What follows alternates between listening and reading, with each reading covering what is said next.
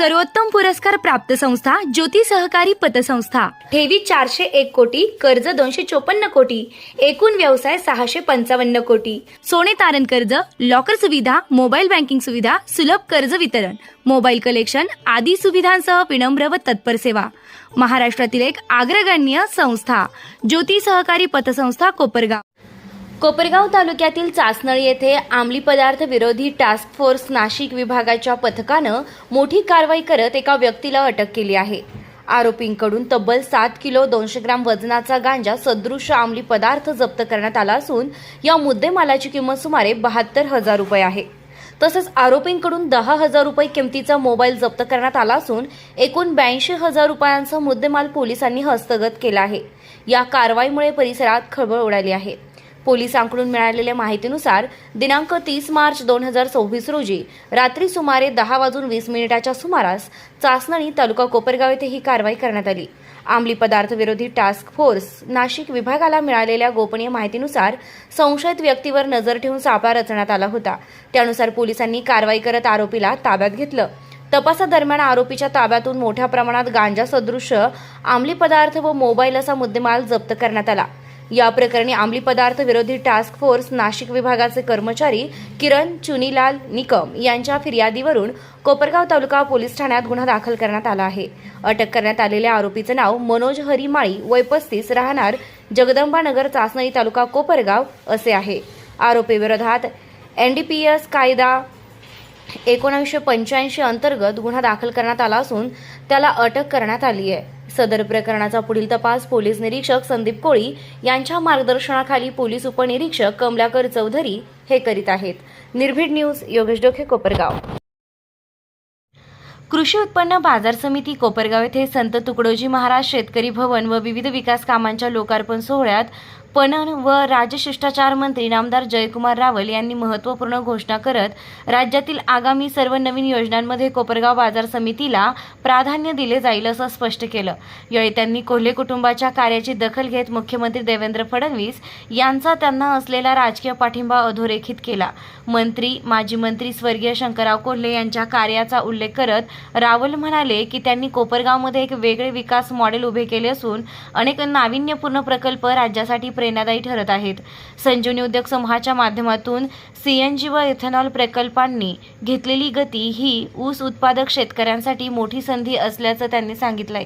शेतकरी हा केवळ अन्नदाता नसून देशाच्या अर्थव्यवस्थेचा कणा आहे असंही त्यांनी नमूद केलंय। कोपरगावला सामाजिक, राजकीय व विकासात्मक वारसा लाभला असून कोल्हे कुटुंबानं शेतकरी संस्थांमध्ये राजकारण न आणता काम केलं, याचेही त्यांनी कौतुक केले। राज्यातील उत्कृष्ट कृषी उत्पन्न बाजार समित्यांमध्ये कोपरगावचा समावेश असल्याचं त्यांनी सांगितलंय। या प्रसंगी उपस्थित मान्यवरांचा बाजार समितीचे वतीने सत्कार करण्यात आला। या प्रसंगी बाजार समितीचे सभापती साहेबराव रोहम, बाजार समितीचे अनेक संचालक यांच्यासह अनेक मान्यवर उपस्थित होते। यावेळी बिपिनदादा कोल्हे यांनी फोटोवरून राजकारण करू नये असं भाष्य केलं, तर जो नेता असतो त्याने फोटोपेक्षा जनतेला प्राधान्य दिलं पाहिजे असं बोलून एका दगडात अनेक पक्षांचा वेध घेतला। मी वैद्यकीय अडचणी असताना आंदोलने केली तेव्हा मनात एकच होते, जनतेला न्याय मिळण्यासाठी आपण लढलो पाहिजे। निवडणुका संपल्या की विरोध बाजूला ठेवत काम केलं पाहिजे असंही त्यांनी सांगितलंय। माननीय आमदार स्नेहलताताई कोल्हे यांनी विधानसभा निवडणुकीत विरोधकांना केलेल्या मदतीची आठवण करून देत स्वर्गीय अजितदादा पवार यांच्या मनाच्या मोठेपणाची आठवण आवर्जून करून दिली। यांसह पंतप्रधान नरेंद्र मोदी व मुख्यमंत्री देवेंद्र फडणवीस यांच्या प्रभावी नेतृत्वात देश आणि राज्याची यशस्वी वाटचाल याबद्दल मत मांडलंय। या प्रसंगी बिपिनदादा कोल्हे यांनी ठाम शब्दात मत व्यक्त करत फोटोवरून राजकारण न करता जनतेच्या प्रश्नांना प्राधान्य दिलं पाहिजे असं सांगत एका वक्तव्यातून अनेक पक्षांना अप्रत्यक्ष संदेश दिला। वैद्यकीय अडचणींचा सामना करत असतानाही आपण आंदोलने केली कारण मनात एकच ध्येय होते, जनतेला न्याय मिळवून देणे असे त्यांनी भावनिक शब्दात नमूद केलं। निवडणुका संपल्यानंतर मतभेद विसरून विकासासाठी एकत्र काम करण्याची गरज त्यांनी अधोरेखित केली। माजी आमदार स्नेहलताताई कोल्हे यांनीही आपल्या भाषणात विधानसभा निवडणुकीच्या आठवणींना उजाळा देत विरोधकांना केलेल्या सहकार्याचा उल्लेख करत स्वर्गीय अजितदादा पवार यांच्या मोठ्या मनाची आठवण करून देत त्यांनी राजकारणातही सहकार्य आणि समन्वयाचं महत्त्व अधोरेखित केलं. युवा नेते विवेक कोल्हे यांनी आपल्या अभ्यासपूर्ण आणि मुद्देसूद भाषणातून शेतकरी प्रश्नांवर सखोल चर्चा केली आहे. शेतकऱ्यांची प्रगती व्हावी आणि मार्च एंडच्या पार्श्वभूमीवर शेतकऱ्यांना चार्टर्ड अकाउंटंटची गरज पडावी आणि अधिकच्या उत्पन्नातून गुंतवणुकीच्या नव्या संधीचा लाभ घ्यावा अशा शुभेच्छाही त्यांनी दिल्या. तसेच पंतप्रधान नरेंद्र मोदी आणि मुख्यमंत्री देवेंद्र फडणवीस यांच्या सक्षम नेतृत्वाखाली देश व राज्याची सुरू असलेली प्रगती त्यांनी अधोरेखित केली आहे. निर्भीड न्यूज, योगेश डोके, कोपरगाव. शेतकरी आपला हा केवळ आता अन्नदाता नाही तर तो देशाची अर्थव्यवस्थेचा कणा आहे आणि म्हणून आपला या देशाला जर मजबूत करायचं असेल तर शेतकऱ्याला मजबूत करणं हे क्रमप्राप्त आहे.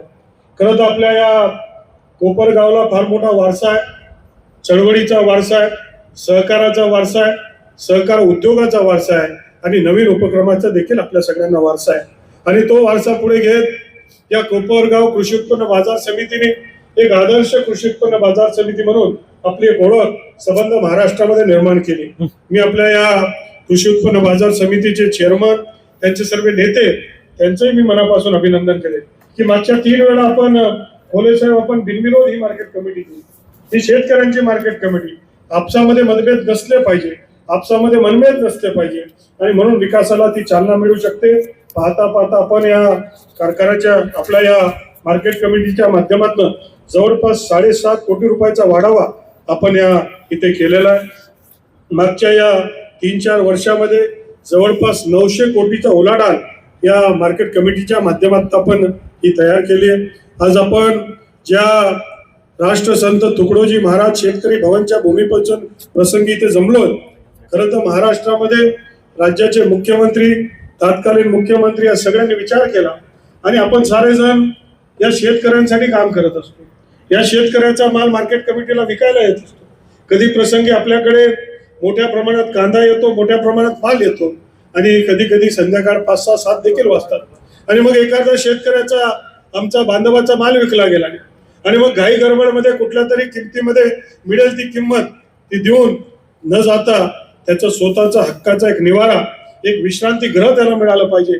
या मार्केट कमिटीमध्ये खरा मूळचा मालक आमचा शेतकरी आहे आणि शेतकऱ्याला रात्री जर विश्रांती करायची असेल तर सन्मानाने एक व्यवस्था असलेलं एक स्थान त्याच्यासाठी असलं पाहिजे आणि म्हणून राष्ट्रसंत तुकडोजी महाराजच्या नावाने एक शेतकरी भवन निर्माण करण्याचं काम आम्ही केलंय.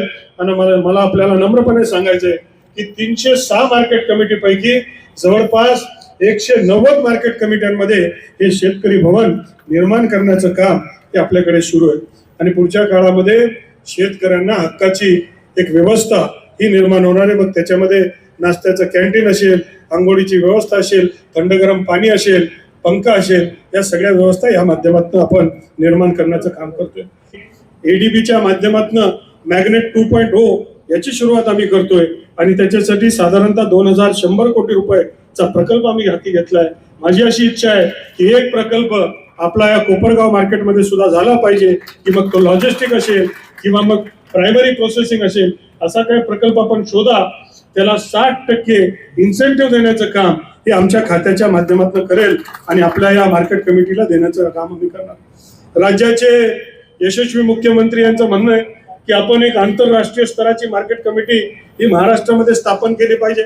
महाराष्ट्र हा देशातील अग्रगण्य असलेलं राज्य आणि जे काही आपण करतो तर भारतामध्ये नंबर 1 करत असतो आणि म्हणून संबंध भारतासाठी एक मोठी कृषी उत्पन्न बाजार समिती ही निर्माण करण्याचा संकल्प आपण केलेला. समृद्धी महामार्ग जिथे संपतो त्या ठिकाणी आणि वाढवण प्रकल्पाच्या ठिकाणी जिथे एअरपोर्ट, ड्रायपोर्ट, रेलपोर्ट या सगळ्या गोष्टी आणि सी पोर्ट या साऱ्या गोष्टी एक ठिकाणी आहेत. अशा वाढवण बंदराजवळ जवळपास 1200 एकरवर जगातलं सर्वात मोठं आंतरराष्ट्रीय मार्केट हे आपल्या विभागाच्या माध्यमातून आम्ही तयार करणार आहे. एडीबीच्या माध्यमातून या मार्केट कमिट्यांना आम्ही ग्रेडिंग, सॉर्टिंग, पॅकिंगचे मशीन हे पुढच्या काळामध्ये सबसिडाईज पद्धतीने या मार्केट कमिटींना मिळवून देण्याचं देखील काम आम्ही करतोय. काही ठिकाणी कोल्ड स्टोरेजची व्यवस्था असेल, काही ठिकाणी वेअरहाऊसिंगची व्यवस्था असेल, या सगळ्या गोष्टी करून शेतकऱ्यांच्या मालाला मूल्यवर्धन करून देण्याचं काम आम्ही करतोय. पुढच्या काळामध्ये आम्ही दुबईच्या बरोबर टायअप करून GIच्या माध्यमातून आपल्याला हा माल जो आहे तो आंतरराष्ट्रीय बाजारपेठमध्ये हा पोहोचवण्याचं काम सुद्धा पुढच्या काळामध्ये आपण करणार आहे. खरं तर अनेक कृषी उत्पन्न बाजार समिती आपल्या ताकदीने, आपल्या मेहनतीवर अत्यंत चांगलं काम करतात आहे. आणि महाराष्ट्रामध्ये ज्या चांगल्या कृषी उत्पन्न बाजार समिती आहे त्याच्यामध्ये कोपरगाव कृषी उत्पन्न बाजार समितीचं नाव हे आवर्जून उल्लेख करण्यासारखं याच्यामध्ये आहे. पुढच्या काळामध्ये माझ्यासारखा कार्यकर्ता जे जे काय आपल्यासाठी करणं शक्य होईल ते करण्याचं काम आम्ही करू. माझी अपेक्षा आहे की अत्यंत दर्जेदार, लोकांना सोययुक्त असं हे संत गाडगे बाबा हे आपलं शेतकरी केंद्र इथे तयार होईल अशी अपेक्षा व्यक्त करतो. आणि येणाऱ्या वर्ष दीड वर्षामध्ये याचं लोकार्पण हे देखील मोठ्या प्रमाणात होईल. पुढच्या काळामध्ये कृषी उत्पन्न बाजार समितीमध्ये जी काही नवीन योजना येईल ती योजनेमध्ये, त्या योजनेच्या यादीमध्ये कोपरगाव कृषी उत्पन्न बाजार समितीचं नाव आवर्जून उल्लेख राहील असं नम्रपणे सांगतो. आपण मला बोलवलं, माझा सत्कार केला, मला सन्मान दिला, त्याबद्दल मी आपले आभार व्यक्त करतो आणि माझे 2 शब्द संपवतो. ऐका, त्यांच्या हिताच्यासाठी आपल्याला एकत्र काम केलं पाहिजे रे, प्रत्येकाने त्या ठिकाणी लक्षात ठेवलं पाहिजे. माझा फोटो छापला नाही म्हणून काय झालं? माझा फोटो कुठं आहे? मी कधी सांगत नाही साहेब, 40 वर्ष झाले, जनता साक्षी आहे. मी अजून कोणत्याच लग्नामध्ये किंवा कशाला अजून फेटा घेतलेला नाही, शाल घेतलं, बरोबर आहे का? मी सांगितलं माझा मान नाही केला तरी चालत. सर्वसामान्य माणसाचा मान करा. शाळेतला त्या ठिकाणी काय केला, एखाद्या मंदिराला त्या ठिकाणी तुम्ही काही ते करा. नेत्याची भूमिका कशी असली पाहिजे? नेत्याची भूमिका असली पाहिजे की तिथं आपल्याला माझा फोटो नसला तरी चालेल. इथं हे सगळ्यांचे, आपल्या महाराष्ट्रातले, देशाच्या नेत्यांचे फोटो आलेले. आणि कोणासाठी आम्ही काम करतो, कोणाच्यासाठी आम्हाला काम करायचं हे पहिल्यांदा समजलं पाहिजे. भूमिका त्याच्यावर ठरवली पाहिजे की आपल्याला काय असलं पाहिजे. कोण आपल्यासाठी काम करतं, झटतं, अहोरात्र झटतंय. या महाराष्ट्र राज्याचे मुख्यमंत्री मान्य देवेंद्र फडणवीस साहेब अहोरात्र त्या ठिकाणी झटतायत आपल्यासाठी. या महाराष्ट्राच्या उन्नतीसाठी त्या ठिकाणी काम करतायत. वेगवेगळ्या अनेक संकट येत आहेत. या सगळ्या संकटातून त्या ठिकाणी ते प्रयत्न करतात की आपला महाराष्ट्र कसा वरती जाईल. महाराष्ट्रामध्ये डायरेक्ट इन्व्हेस्टमेंट कशी येतील. आणि आज आपण प्रयत्न करतो, माझं नाव आलं की नाही, माझा फोटो आला की नाही. मला ह्याच्यावरती जरा थोडस साहेब, मी स्वतः तरी कधी कोणाकडून अपेक्षाही केली नाही. एखादं त्याच्यामुळे असेल, आम्ही कधी कोणाबद्दल रागही मनामध्ये धरला नाही. कुणी किती काही केलं असेल, सगळ्या कार्यकर्त्यांना माहिती आहे. माझ्याबद्दल कुणी काही म्हटलं तरी दुसऱ्या मिनिटाला तो मनुष्य समोर आला, त्याची अडचण असेल तर मी त्याच्या मदतीला धावून गेलेलो आहे. नेत्याचं काम आहे की एकदा इलेक्शन संपलं तर जनतेच्यासाठी आपल्याला काम करायचं. साहेब, आमच्याकडे अनेक प्रश्न आहेत तालुक्यामध्ये आमच्याकडे पाणी नाही. आम्हाला आमच्या धरणं अजून पूर्ण झाले नाही. आम्ही सातत्याने सांगतो, आमदारांना सांगितलं, बाकीच्यांना सांगितलं, तुम्ही पुढे व्हा, तुम्ही सिद्ध सांगाल तिथं आम्ही उड्या टाकायला तयार आहे. तुमच्यापेक्षा 2 पावलं आम्ही पुढे जाऊ. तुम्ही म्हटले की आंदोलन करायचं, आम्ही पुढे जाऊ. माझं स्वतःच उदाहरण सांगतो. हे सगळे राहता तालुक्यातील मंडळी आहे. त्या ठिकाणी पिंपरी निर्मळ आंदोलन होतं. मला डॉक्टरनी चेक केलं, तुम्हाला इमर्जन्सी, तुम्हाला तुमचं अँजिओप्लास्टी करावं लागेल म्हणून सांगितलं. मी म्हटलं जमणार नाही, आमचं आता आंदोलन आहे दुपारी. आंदोलन झाल्यानंतर मी पाहिजे. मी तिथं गेलो निळवंड्याच्या साठी, त्यावेळेस निळवंड्याचं आंदोलन होतं साहेब. मी उन्हामध्ये बसतो, मला त्रास झाला. त्याच्यानंतर आम्ही 3 तास उन्हामध्ये, इतकं डांबर ऊन कडक होतं की डांबर आमच्या कपड्यांना चिटकलं, इतकं ऊन होतं साहेब. त्यावेळेस एप्रिल मे मध्ये त्यावेळेस आमचं आंदोलन झालं होतं. संध्याकाळी लगेच मला हॉस्पिटलमध्ये नेलं आणि माझी अँजिओप्लास्टी झाली. पण कोणासाठी आम्ही करतो? ज्यावेळेस आम्ही म्हणतो नुसतं वेगळी दाखवायचं नसतं, लोकांच्या हिताच्यासाठी आपण काम करतोय समजून घेतलं गेलं पाहिजे. विवेक भैयांनी आता सविस्तर सगळ्या गोष्टी सांगितल्या. खरं तर माननीय बिपिनदादांनी अनेक वर्ष या बाजार समितीत शेतकऱ्यांच्या संबंधित आहे, शेतकऱ्यांचं हित महत्वाचं आहे म्हणून बिनविरोध कशी होईल प्रत्येक वेळेस इलेक्शन यासाठी माननीय दादांनी प्रयत्न केले. आणि मनाचा मोठेपणा, सहकार क्षेत्र असेल, शेतकऱ्यांच्या संबंधित विषय असेल, पाण्याचे प्रश्न असतील, राजकारण किती करावं, कुठं थांबावं हे समजलं पाहिजे खरं तर. आणि म्हणून थोडंसं वाईटही वाटलं. आमदार उपस्थित पाहिजे होते किंवा ज्यांच्यामुळे हा सगळा बाजार समितीचा एकत्र येऊन आपण बिनविरोध केली तेही मंडळी उपस्थित पाहिजे होते. पण ठीक आहे, सगळ्या जणांच्या मनाचा मोठेपणा नसतो.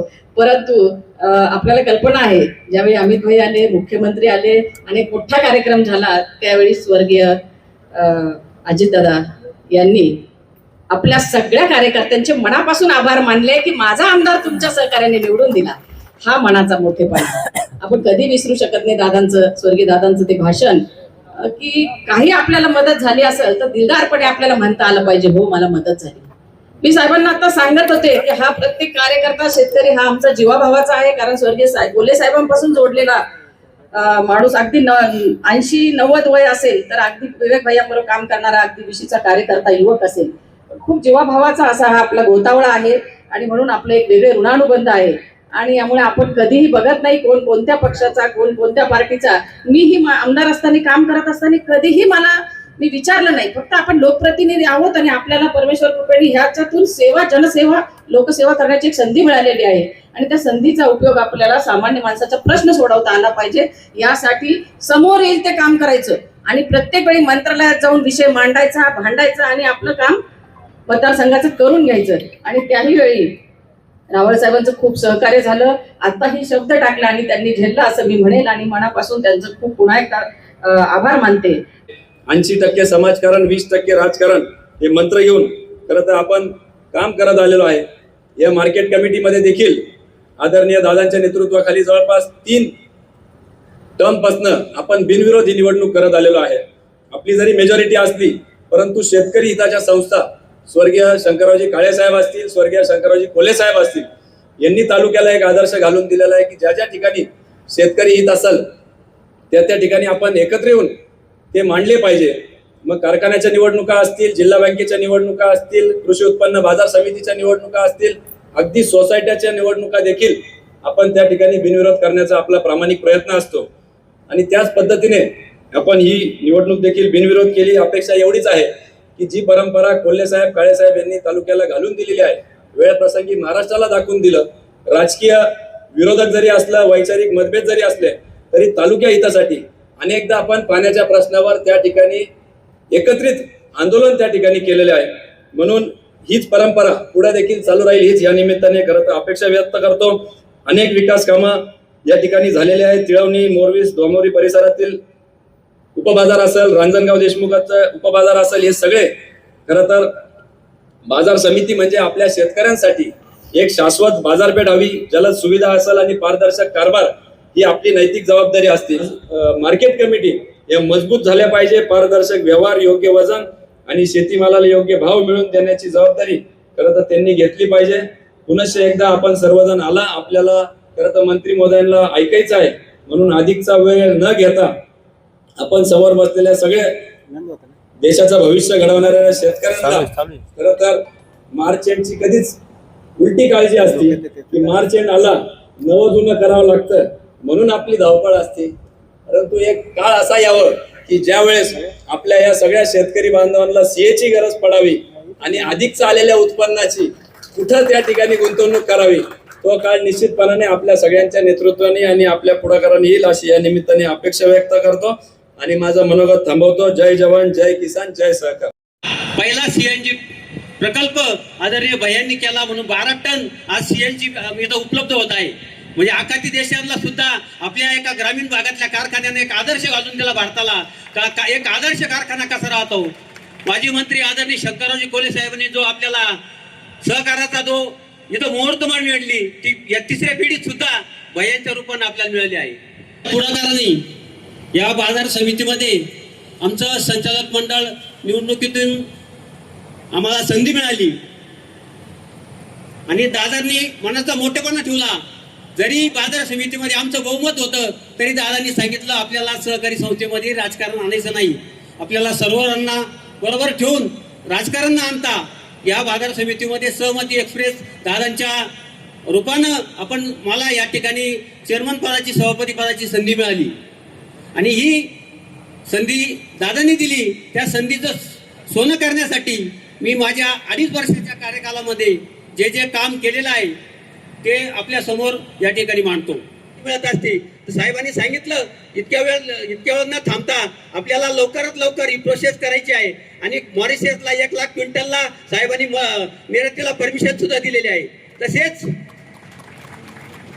साहेब आमचे या ठिकाणी बाजार समितीला 27चा स्टाफ शेड्यूल मंजूर आहे. आमचा स्टाफ अतिशय तोडका आहे. तेव्हा साहेब आम्ही यार ऑफिसला तो प्रस्ताव दिला आहे तेव्हा तो आमचा स्टाफ शेड्यूल मंजूर करावा अशी मी विनंती करतो. या ठिकाणी हे काम करीत असताना राज्य शासनाचा जो वसंतदादा स्मृती पुरस्कार आहे आमच्या बाजार समितीला नाशिक विभागात 3ऱ्या क्रमांकाचं बक्षीस आमच्या बाजार समितीला मिळालं. हे सर्वांचं यश आहे, नेत्यांचं यश आहे. आणि विकास की ये रफ्तार यही नहीं बड़ी है, इसके पीछे भैया साहब की मजबूत कड़ी है. धन्यवाद. जय हिंद, जय महाराष्ट्र. धन्यवाद साहेब.